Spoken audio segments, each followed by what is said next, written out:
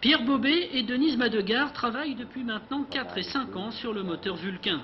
Denise est préparatrice, elle met au point la documentation nécessaire au montage de l'engin. Pierre s'occupe de l'assemblage du bloc moteur.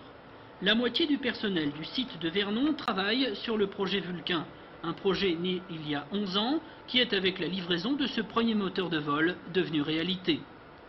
C'est un plaisir, le premier qui sort vraiment de la production et qui va voler, quoi.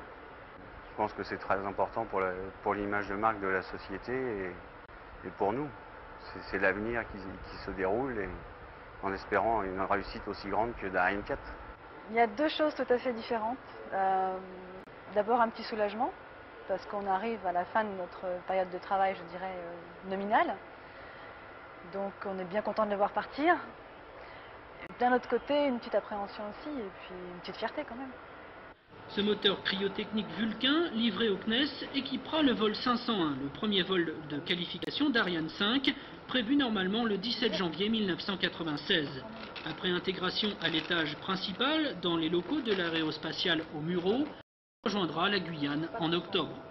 Dans les prochaines années, les programmes Ariane 4 et Ariane 5 se chevaucheront jusqu'à l'épuisement complet des carnets de commandes 4.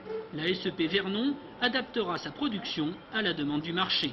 En production, indiscutablement, c'est le cheval de bataille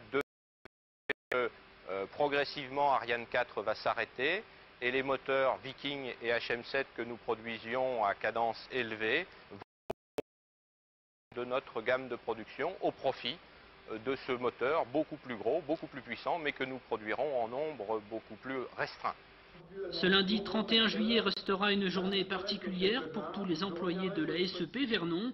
Le personnel a cessé de travailler en milieu d'après-midi pour venir saluer une dernière fois Vulcain.